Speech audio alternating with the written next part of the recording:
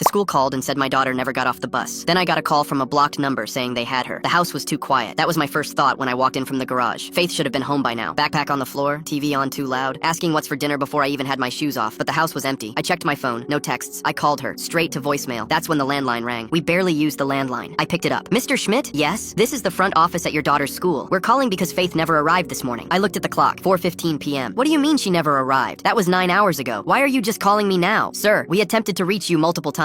We left messages at I watched her get on the bus, 7:15 this morning. Bus 167. I watched her. There was a pause. The bus driver says Faith wasn't on her route today. My legs went weak. 9 hours. My daughter had been missing for 9 hours. My phone buzzed. Blocked number. I answered. Mr. Schmidt, don't speak. Just listen. The voice was calm, almost bored. We have your daughter, Faith, 10 years old, brown hair, purple jacket. She takes bus 167 every morning. Today, she didn't make it to school because we have her. My heart was pounding so hard I could hear it. If this is a joke, it's not a joke. Would you like proof? Before I could answer, a sound came through the phone. A girl crying. Daddy, please help me. I'm scared. It sounded just like Faith, exactly like her. Faith, the man's voice came back. $60,000. You have 90 minutes. We'll call back with instructions. If you contact the police, she dies. He hung up. I stood there shaking. That was her voice. That was my daughter's voice. I called my wife, told her everything. She was hysterical. We didn't have 60,000 in savings. We'd have to drain everything. Retirement, emergency fund, take out loans, all of it. But what choice did we have? They had our daughter. We got the cash, $61,400. Everything we had plus a cash advance on 3 credit cards and a loan from my brother who didn't ask questions. The scammers called back with a location, an abandoned parking lot on the edge of town. Come alone. Leave the money by the dumpster. Drive away. We'll release Faith within the hour. I was about to walk out the door when I heard it. The front door opening. My wife screamed. I spun around, ready to fight whoever was coming in. It was Faith. Backpack on her shoulders. Purple jacket. Light up sneakers. Hey Dad. Hey Mom. Why are you guys home so early? My wife collapsed. Literally collapsed onto the floor. I couldn't move. Couldn't speak. Faith looked terrified. What's wrong? What happened? I walked over to her slowly. Touched her face. Made sure she was real. Faith, where have you been? I stayed after school. Mrs. Acosta let me retake my math test. I told you this morning, remember? You said okay. I didn't remember. I didn't remember anything. Your phone. Why didn't you answer your phone? It died during lunch. I forgot to charge it last night. I looked at the duffel bag on the counter. $61,400. I looked at my wife on the floor, sobbing. I looked at my daughter, confused and scared. We almost gave everything we had to scammers because Faith stayed late to retake a test. We filed a police report that night. The detective told us these scams happen dozens of times a day. They use AI to clone kids' voices from social media videos. That's how they had Faith's voice. Pulled it from her TikTok. After he left, my wife and I sat at the kitchen table and stared at the duffel bag full of cash. She looked at me and said, "We almost lost everything." I shook my head. No, we almost lost $60,000. Everything was upstairs brushing her teeth.